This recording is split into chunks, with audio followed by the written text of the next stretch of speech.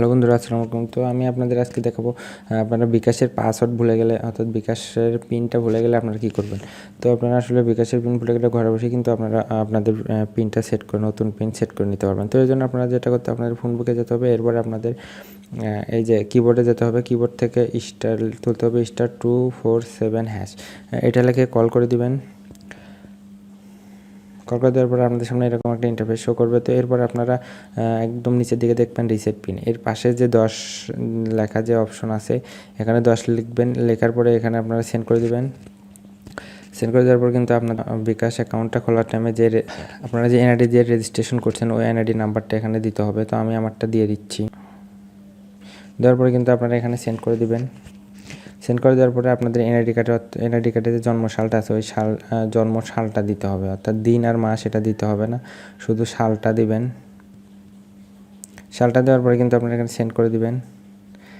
Send করে দেওয়ার পরে কিন্তু এখানে আপনাদের বলতেছে যে লাস্ট 90 দিনে আপনারা লেনদেন যদি করে থাকেন কত টাকা লেনদেন করছেন, অর্থাৎ কী লেনদেন করছেন, সেন্ড মানি করছেন, মোবাইল রিচার্জ করছেন নাকি পেমেন্ট করছেন, কোনটা করছেন। তো আমি যেহেতু এখানে মোবাইল রিচার্জ করছি এই জন্য আমি দুই লিখে এখানে সেন্ড করে দিব। সেন্ড করে দেওয়ার পরে এখানে বলতেছে কত টাকা আসলে আমি মোবাইল রিচার্জ করছি এটা এখানে দিতে হবে। তো আপনারা যারা সেন্ড মানি যদি করে থাকেন কত টাকা সেন্ড মানি করছেন ওটাই এখানে দিতে হবে। তো আমি 20 টাকা মোবাইল রিচার্জ করছিলাম, এটা দিয়ে এখানে সেন্ড করে দিব। সেন্ড করে দেওয়ার পরে এখানে কিন্তু আমার বলতেছে যে এখন আমার নতুন পিন সেট করতে বলতেছে। এখানে কিন্তু আমার মেসেজও চলে আসছে, এখানে দেখেন।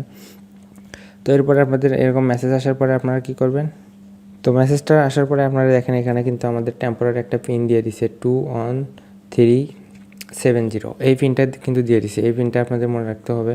তো এরপর আপনারা কি করবেন, এরপর আপনারা এই যে ডায়াল প্যাড আছে মোবাইলের ফোন ডায়াল প্যাড আছে, ফোন বুকে যাবেন। ফোন বুকের থেকে আবার আপনারা কিবোর্ডে যাবেন, গিয়ে আবার 247# লিখে কলে ক্লিক করে দেবেন। দেওয়ার পর কিন্তু আপনারা এখানে যে মাই বিকাশের পাশে যে অন আছে এটা তুলে এখানে সেন্ড করে দিবেন। এরপরে আবার চেঞ্জ পিন, অর্থাৎ চেঞ্জ পিসের পাশে যে এক আছে এটা লিখে আবার সেন্ড করে দিবেন। সেন্ড করে দেওয়ার পরে আমাদের ওই মেসেজে যে পিনটা দিছে টেম্পোরারি যে পিনটা দিছে ওটা তুলবেন, ওটা তুলে এখানে সেন্ড করে দিবেন। সেন্ড করে দেওয়ার পরে এখন আপনাদের বলতেছে নতুন করে একটা পিন সেট করুন।